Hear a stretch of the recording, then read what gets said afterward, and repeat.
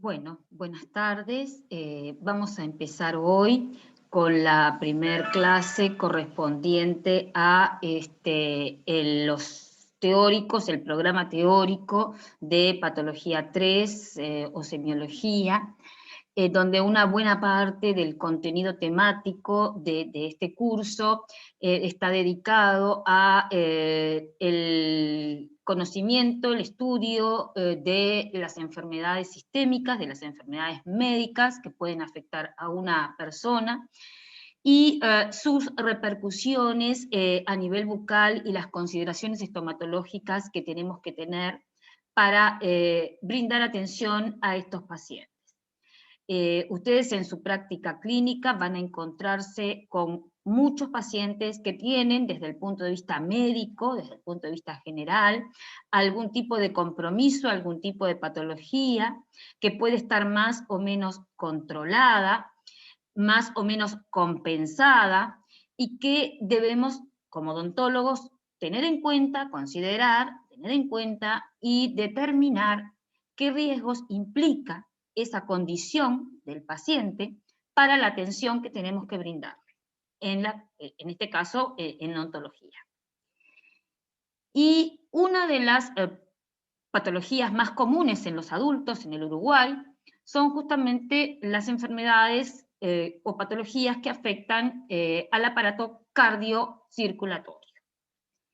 Es la clase que vamos a ver ahora y vamos a considerar previamente, antes de comenzar específicamente con lo que son las enfermedades cardiovasculares y sus repercusiones bucales y el manejo odontológico de estos pacientes, algunos conceptos generales que nos van a permitir evaluar en cualquier paciente el riesgo médico desde el punto de vista básicamente anestésico quirúrgico, sobre todo cuando tenemos que hacer algunas intervenciones que puedan ser más invasivas.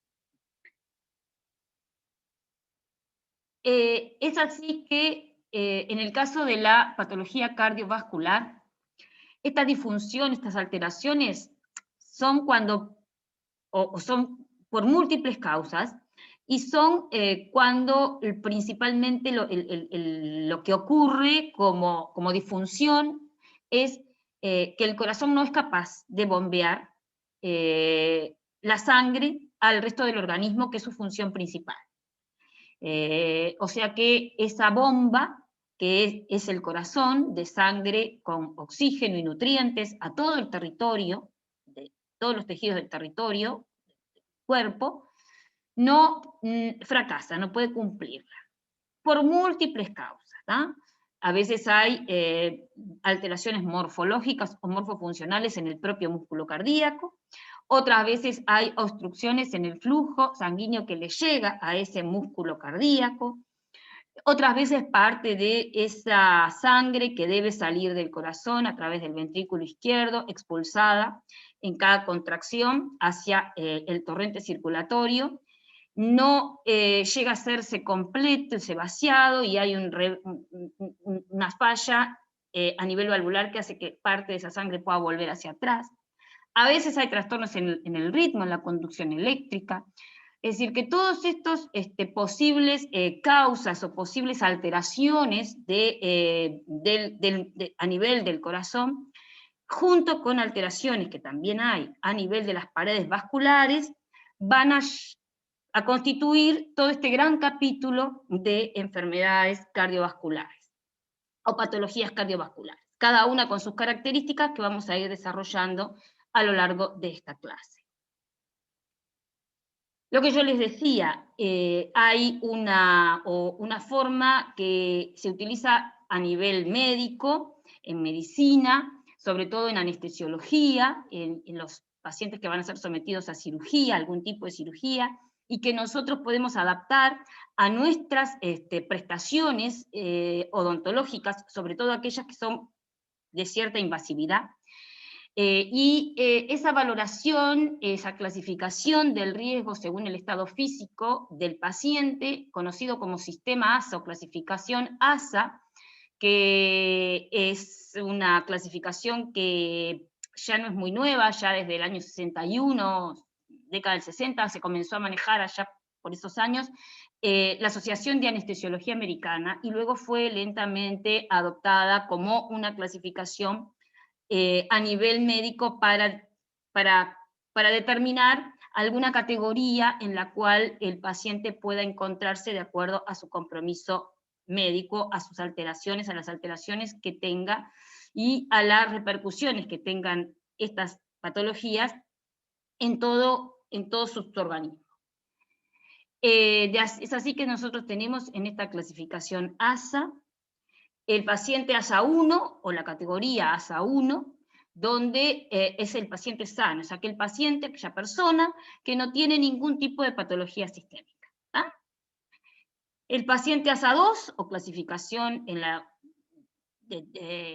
ASA 2, en la clasificación, la categoría ASA 2, ese paciente va a tener alguna enfermedad sistémica leve, es decir, que no le impide prácticamente ningún tipo de actividad normal que tenga que desarrollar, puede hacer una vida normal, a veces con determinadas precauciones o con determinadas prescripciones médicas, ya sea de farmacológicas o no farmacológicas, pero esos pacientes también son de un riesgo relativamente bajo, y la mayoría de las prestaciones odontológicas se pueden realizar sin grandes inconvenientes. A veces también en esta categoría podemos incluir, como dice allí, al paciente sano, pero que está bajo una situación de gran estrés, de miedo, de ansiedad. En el caso del odontólogo, básicamente es la atención de lo que serían urgencias por dolor, por ejemplo, por una gran infección de origen odontógeno, por un dolor importante, que hace que las personas cuando llegan con un nivel de ansiedad y de estrés importante por la situación que están viviendo. Y en esos casos pueden llegar a tener, aunque sean sanos, algún tipo, digamos, de pequeña descompensación a nivel de la consulta odontológica. Luego tenemos los pacientes que son ASA 3, que son aquellos que tienen una enfermedad sistémica más grave, más severa, que están muchas veces limitando su actividad habitual, normal. Hay determinadas actividades que no pueden realizar o que tienen que realizar con ciertas restricciones, pero que todavía no están incapacitados, es decir, que son autoválidos, son capaces de mantener una vida dentro de ciertos límites con bastante normalidad y por supuesto son la mayoría de ellos autoválidos. Luego tenemos el paciente ASA 4, que tiene una enfermedad sistémica más grave, más severa, que afecta ahí sí su vida habitual, que le impide tener una vida normal, que tiene algún tipo de patología, a veces es terminal, a veces es una patología sistémica que está en un momento de gran descompensación, donde se pone en riesgo incluso hasta la vida del paciente, y a veces son patologías crónicas que a pesar de los tratamientos médicos pueden llegar a tener en el transcurso de su evolución una condición que hace que la persona no llegue a tener una vida completamente normal y que muchas veces ni siquiera sea autoválida y que necesite de otros, de ayuda de otra persona para poder desarrollar algunas de las acciones diarias que todos hacemos habitualmente en forma prácticamente rutinaria e inconsciente. Después tenemos el ASA 4, que en realidad, el ASA 5, que en realidad es un paciente acá, es un paciente prácticamente desahuciado, sin expectativa de vida más allá de las 24 o 48 horas. O sea, su condición médica básicamente es terminal y no hay ningún tipo, digamos, de opciones terapéuticas que puedan hacer que ese paciente se recupere. Y el ASA 6, que viene siendo un paciente que tiene una muerte clínica, es lo que llamamos muerte cerebral comúnmente, y que básicamente se mantiene dentro de determinado tiempo, por supuesto, y determinados límites, con vida en forma digamos, de respiración artificial y bombeo también cardíaco artificial, a los efectos de la donación de órganos. ¿Ah? De que el paciente, si está en condiciones de donar sus órganos, y así es su voluntad, puedan esos órganos utilizarse. O sea que nosotros, como odontólogos, no vamos a tener prácticamente ningún tipo de paciente ni ASA 4, ni ASA 5, ni ASA 6. La mayoría de nuestros pacientes, que son ambulatorios, están en la categoría ASA 1, ASA 2 o ASA 3. En general, a menos que ustedes trabajen en alguna institución y tengan que ir, yo que sé, a hacer algún tipo de consulta en CTI o en algún centro un poco más especializado, no van a tener posibilidades de ver pacientes que estén ya con esa patología tan severa, con compromiso de vida. Esto es en general, para todos. Se aplica también a las enfermedades que vamos a ver ahora, que son las enfermedades cardiovasculares. Estas enfermedades, de alguna manera se pueden agrupar o clasificar en un listado que son, para su estudio, digamos, para su comprensión, la hipertensión arterial, la cardiopatía isquémica, la insuficiencia cardíaca congestiva, la cardiopatía reumática y las valvulopatías, está mal escrito acá, valvulopatías, recién lo veo, las cardiopatías congénitas, las arritmias cardíacas y los pacientes que están sometidos a trasplantes, ya sea un trasplante cardíaco o, lo que es más común, un recambio, una prótesis valvular de las válvulas del corazón. Con respecto a lo que es la hipertensión arterial, como definición o como concepto, como dice ahí, es una elevación persistente de las cifras de presión sanguínea, sistólica, diastólica o de ambas, con respecto a valores que son considerados normales y que varía esa normalidad de acuerdo a los diferentes grupos etarios. En los adultos jóvenes y adultos adultos en general, adultos mayores, incluso hoy se tiende también a que las cifras estén en el entorno de los 120 de presión sistólica, o sea, lo que llamamos vulgarmente la alta, que es la que se produce cuando el corazón se contrae y la sangre se eyecta por el ventrículo izquierdo a través de la aorta hacia todo el organismo, y 80 milímetros de mercurio, la presión como máxima, ¿verdad? La presión diastólica, que es la presión mínima, o sea, la presión en la que la sangre está circulando con menor fuerza, digamos, y está en general correspondiéndose con el periodo de diástole ventricular, o sea, de relajación del músculo cardíaco, previo al nuevo llenado del ventrículo. Eso sería lo que serían valores normales en adultos. 120, la presión sistólica, 80, la presión diastólica, y se expresa en milímetros de mercurio. Hoy por hoy se considera como una presión normal óptima, o sea, lo que tiene que estar, los valores ideales son por debajo de esas cifras. O sea, serían como máximo 120 sobre 80.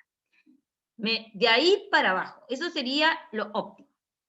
Luego tenemos presión normal, que es la que definimos en ese rango entre 120 y 129, de presión máxima, de presión sistólica, y a 80-84 milímetros de mercurio como máximo de presión diastólica, y normal alta, donde los valores son un poquitito mayores, como dice allí, lo ven en el diapositivo, pero lo que todavía se podrían considerar dentro de rangos relativamente normales y no exigen ningún tipo de tratamiento farmacológico. Cuando estas cifras están más elevadas, hablamos de hipertensión arterial. Como les decía al principio, para considerar que un paciente es hipertenso, tiene que tener esa presión arterial elevada en varios momentos, en varios días sucesivos. O sea, no es porque una vez se tome, haga el control de presión arterial y su valor esté alto, quiere decir que esa persona es hipertensa. O sea que tiene que ser algo mantenido en el tiempo. La hipertensión no corresponde a un solo factor etiológico. Es una enfermedad que tiene muchos factores. Es bastante compleja desde el punto de vista etiopatogénico o etiológico. Hay algunos condicionantes genéticas, determinantes genéticas, que hacen que la persona tenga predisposición a desarrollar una hipertensión arterial, que se suman a factores medioambientales, como el estrés, como la obesidad, tabaquismo, la inactividad física, o sea, el sedentarismo, el consumo elevado de sal, entre muchos otros factores medioambientales que son capaces de aumentar las cifras de presión arterial y que si existe esa predisposición genética, esa mutación en algunos de los genes, la persona pueda desarrollar hipertensión arterial en algún momento de su vida. Y una vez que la desarrolla, es muy difícil que revierta, o sea que el que es hipertenso va a hacerlo prácticamente después durante toda su vida. Y no es una patología solamente de los mayores. Hay personas jóvenes, adultos jóvenes, que ya desarrollan hipertensión arterial. O sea que hay que tener cuidado con eso porque normalmente la pensamos en personas mayores y sin embargo puede afectar también a jóvenes. Bueno, en el Uruguay hay una alta incidencia de hipertensión. Acá dice más del 35% de la población adulta en el Uruguay, y hay algunas cifras, algunos autores y algunos datos epidemiológicos que manejan cifras aún mayores. Tiene una alta mortalidad, sobre todo en los países desarrollados, o sea, es una patología que es prevalente en países de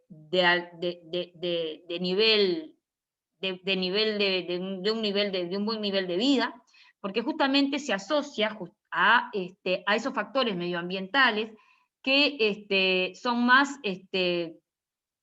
digo, que se ven más en países desarrollados o países que tienen un nivel socioeconómico medio alto. Representa una mortalidad importante, no tanto por la hipertensión en sí, sino por las complicaciones de la hipertensión. Es decir, que es un factor de riesgo importante para todo lo que tiene que ver con las enfermedades coronarias, o sea, con las cardiopatías isquémicas y con los infartos cerebrovasculares, que son en los adultos en el Uruguay la primer causa de muerte en el país. O sea que es muy importante entonces tener conocimiento de lo que es la hipertensión, de cómo se controla y de qué implicancias puede tener para nosotros como odontólogos un paciente que es hipertenso. Yo les dije que se puede dar a cualquier edad y eso es cierto, pero que es más frecuente después de los 40, 45 años. Aunque cada vez a edades más tempranas se está diagnosticando hipertensión arterial y se está comenzando a tratar, ya sea con tratamientos no farmacológicos como farmacológicos. Y afecta por igual a ambos sexos. No tiene variación entre hombre y mujer. La mayoría de los casos, más de un 95%, si bien dijimos que es multifactorial, no se reconoce una causa específica previa que condicione ese estado de hipertensión. Es lo que se llama hipertensión esencial o idiopática. Es la mayoría de los pacientes hipertensos están en esta categoría. Desarrollan la enfermedad por esa conjunción que yo les decía de factores genéticos o condición genética predisponente y factores medioambientales. Por eso es tan importante el control. Si bien sobre la genética no podemos actuar específicamente, sí se puede actuar sobre el control de los factores medioambientales para disminuir el riesgo de desarrollar la hipertensión en los que en su familia ya nos está indicando, porque existen varios hipertensos en la familia, que esa persona tiene esa condición de riesgo. El 5% restante o menos tienen una hipertensión que es secundaria.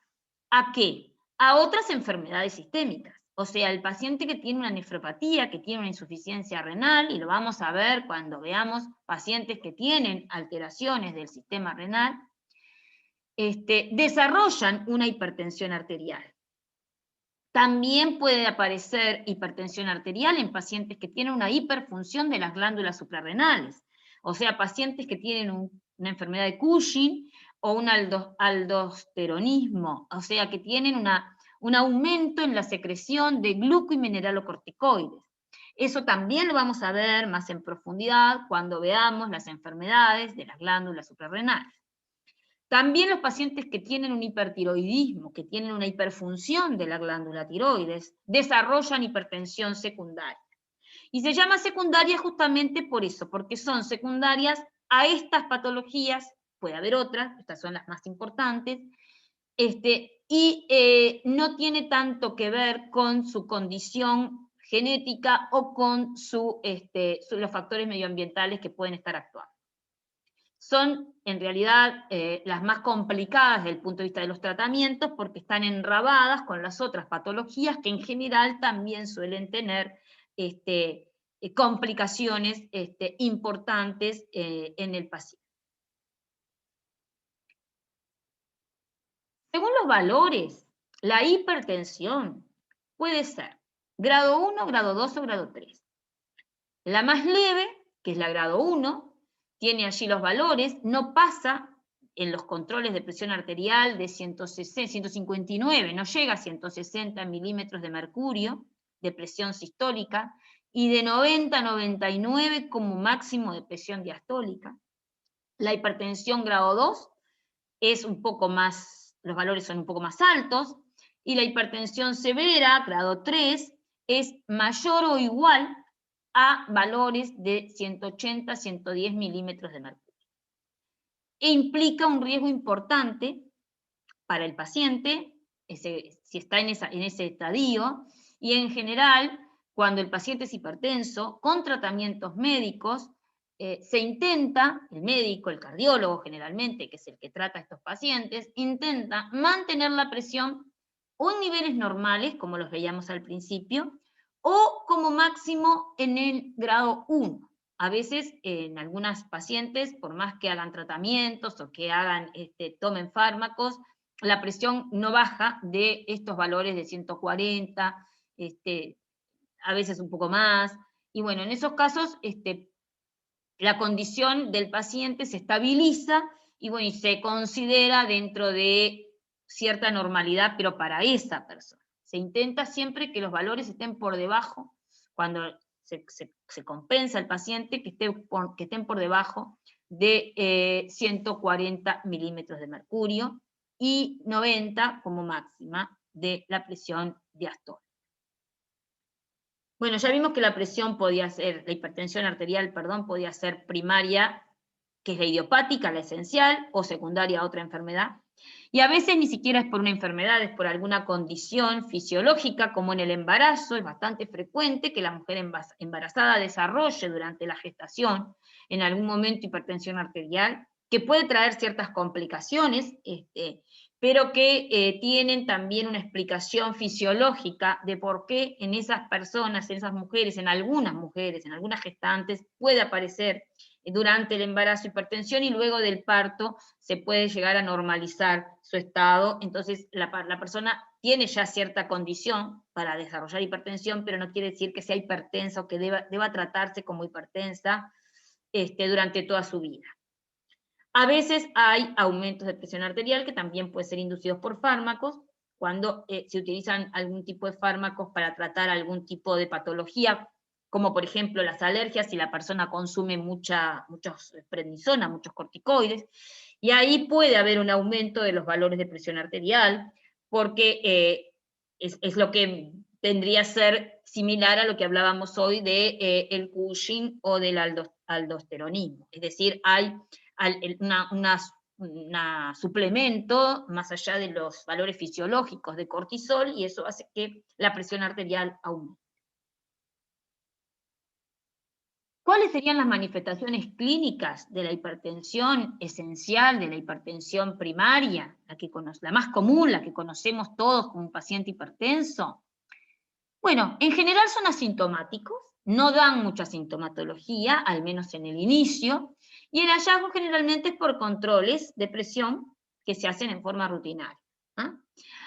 Nosotros en facultad, por ejemplo, cuando un paciente ingresa a la clínica habitualmente, a menos que sea hipertenso, no se le hace control de presión arterial, pero si va a ingresar al bloque quirúrgico por algún tipo de cirugía, de intervención en los bloques que tenemos en facultad, rutinariamente uno de los controles que se hacen es el control de la presión arterial.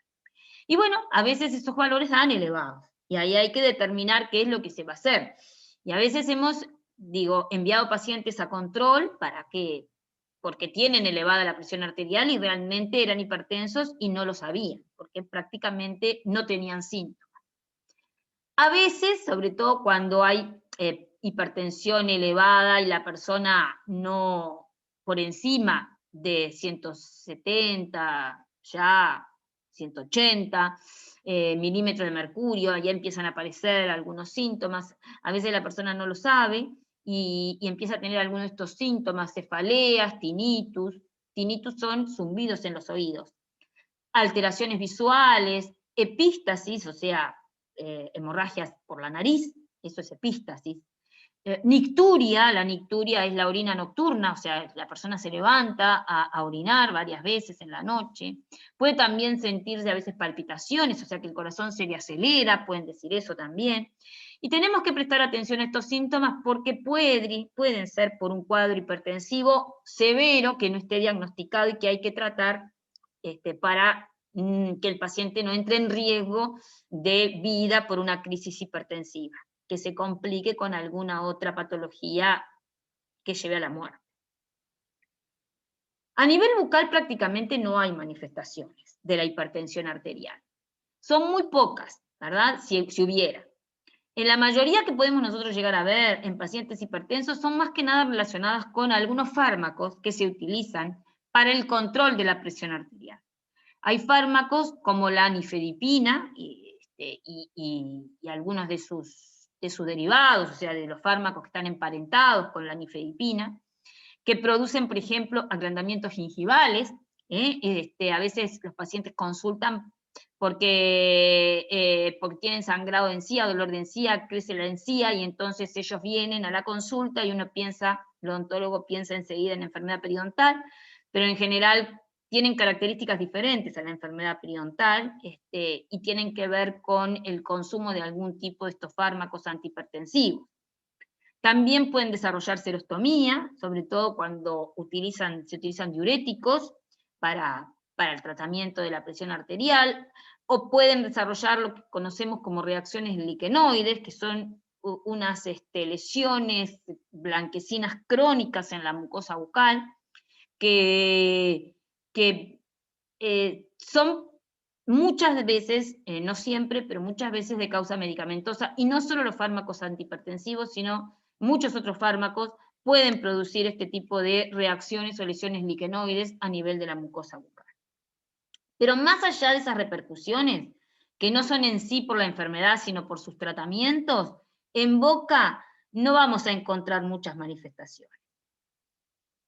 El tratamiento de la hipertensión puede ser no farmacológico, como dice ahí, y se hace siempre, es el control de todos aquellos factores medioambientales que hablamos al principio, o sea, una dieta baja en sodio, una dieta baja en lípidos, en grasas.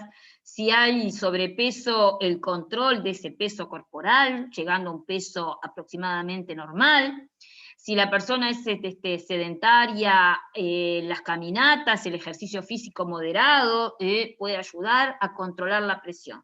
Y a veces con esto solo alcanza para que se normalice y llegue a controles más o menos dentro de la normalidad. Otras veces no es suficiente, y a estos tipos de controles, de tratamientos no farmacológicos, hay que agregarle algún tipo de medicación que ayude a controlar esa hipertensión y disminuya las cifras de presión arterial.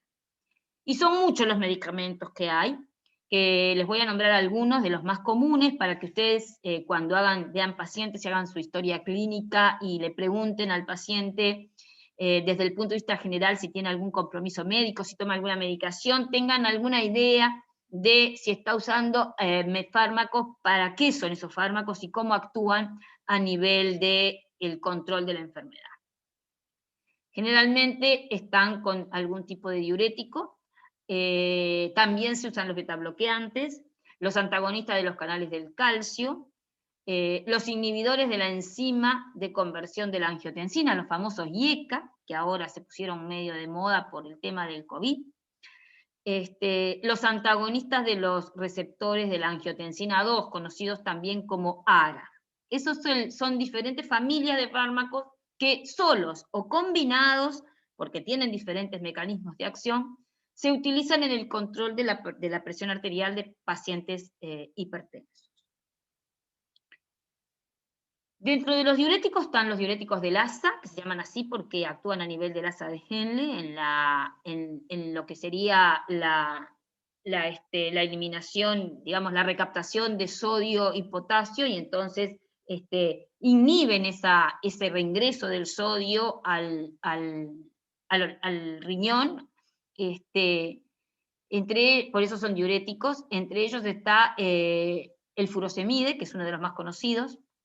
Después están los tiacídicos, que es la hidroclorotiacida, que en general se utiliza asociada a algún otro antihipertensivo, o sea, es un complemento de otros antihipertensivos, a veces se utiliza sola y a veces se utiliza en el mismo comprimido, ya vienen los dos fármacos. Y los ahorradores de potasio, que son los que más se utilizan en pacientes que tienen de repente compromisos sistémicos o pacientes ancianos, porque junto con el sodio se pierde mucho potasio, y entonces estos lo que hacen es justamente favorecer la excreción de agua y sodio, pero no así la de potasio, que es un elemento importante a nivel de todo lo que tiene que ver la homeostasis, y que por porciones muy pequeñas, cuando empiezan a variar, pueden descompensar, sobre todo un paciente adulto mayor. Y dentro de los ahorradores de potasio, uno de los más conocidos es la espironolactona. Son fármacos que tienen que familiarizarse un poco con estas terminologías, porque son muy usados, los vamos a ver con mucha frecuencia en nuestros pacientes. Dentro de los betabloqueantes están aquellos que son los cardioselectivos, que son de los más usados, porque son dentro de todos los betabloqueantes los más seguros. El atenolol viene a ser uno de los más conocidos de estos cardioselectivos, que actúan básicamente a nivel de los receptores beta, sobre todo los beta 2 que están en el corazón. También tienen acción, pero mucho menor, a nivel de los receptores beta de las paredes vasculares, de los vasos. Y por eso es que son un poco menos, son más seguros en su uso, que lo que serían los bloqueantes no cardioselectivos, donde el más usado, uno de los más conocidos, es el propranolol. Estos actúan tanto a nivel cardíaco como a nivel de las paredes vasculares. Entonces tienen una acción mucho más potente desde el punto de vista de lo que es el control o la bajada de presión arterial, y pueden provocar que el paciente de repente se desestabilice rápidamente y entre en cuadros hipotensivos. Por eso son más usados los cardioselectivos para tratar la hipertensión arterial.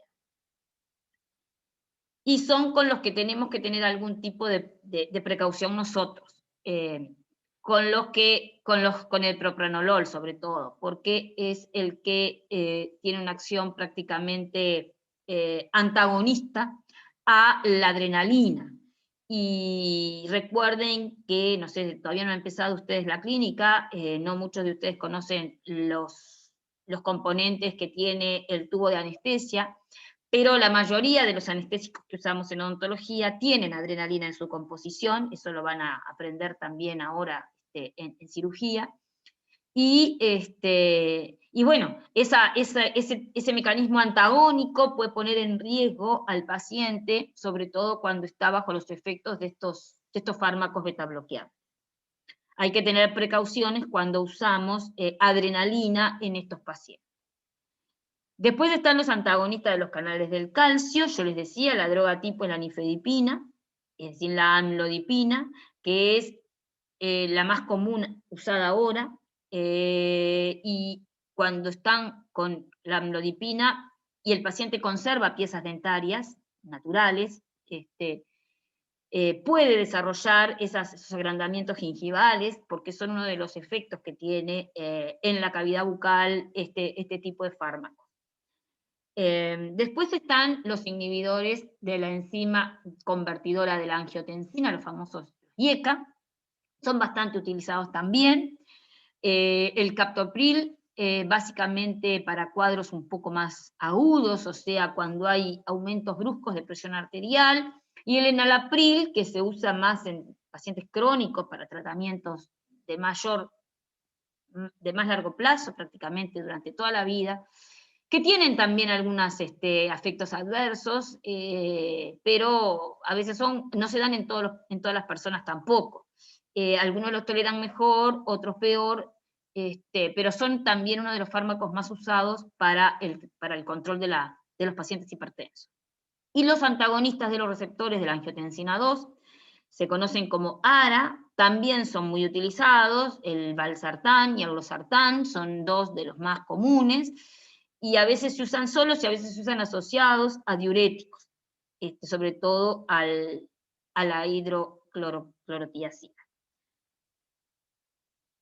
Bueno, ¿cómo vamos a hacer con un paciente hipertenso después de todo esto? Cuando tenemos un paciente que llega a la consulta y nos dice, soy hipertenso, tomo tal o cual medicamento.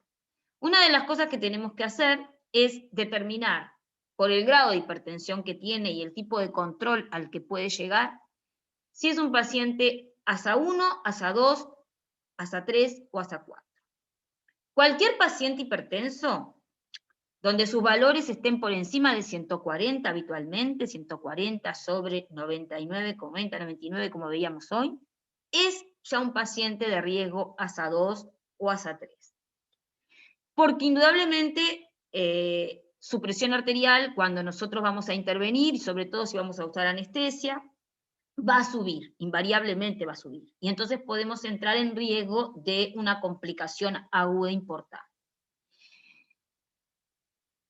Igualmente, en la mayoría de nuestros pacientes, excepto en algunos, como veíamos, por ejemplo, que utilizan el propranolol, que no es muy común, podemos usar anestésicos que tengan vasoconstrictor, que tengan adrenalina.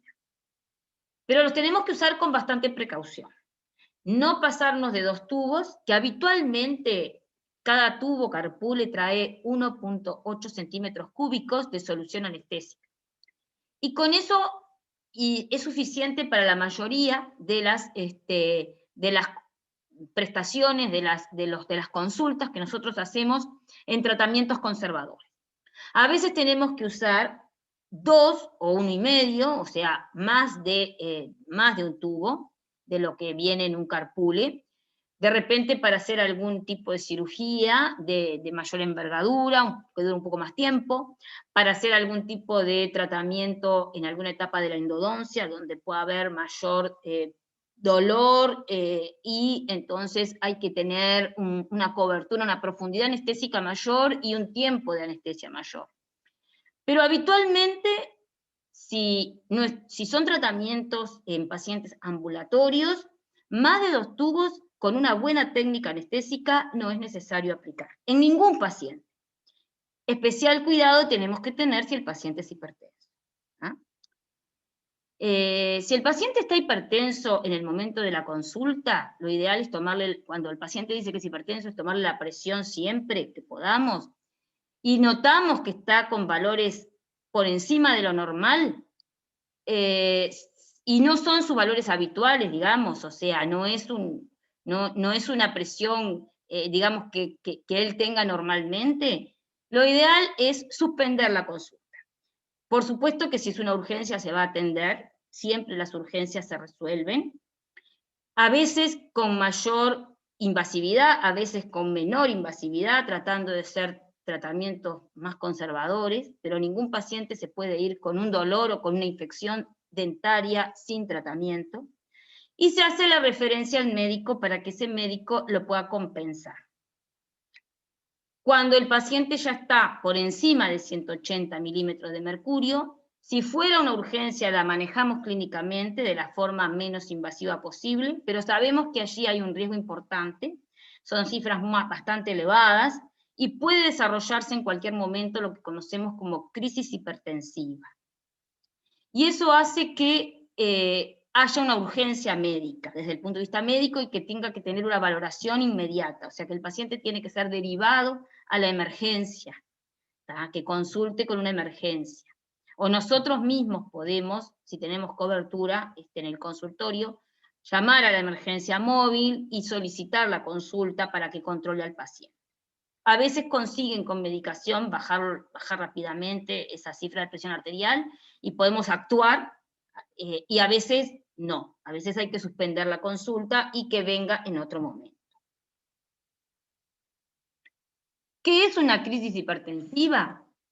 Es una elevación aguda de la presión arterial que puede producir lesiones en órganos diana. ¿Cuáles son esos órganos diana? El corazón, el propio corazón, el cerebro o los riñones. Es decir, que pueden causar o un infarto agudo de miocardio, o un accidente cerebrovascular grave, con riesgo de vida, o la necesidad de una insuficiencia renal aguda con necesidad de que el paciente sea dializado. Es un caso o una situación de emergencia o urgencia médica que debe ser tratada inmediatamente por el médico, ¿ah? Y son valores bastante elevados, ¿verdad? Por encima de 180, 210 milímetros de mercurio o incluso más de presión máxima, de presión sistólica, y por encima de 110, 120 o a veces más de presión diastólica. Entonces, en esos casos, nosotros no debemos actuar, a menos que se trate de una urgencia y que se resuelva muchas veces en forma no invasiva, con algún tipo de medicación, y la consulta médica tiene que ser inmediata.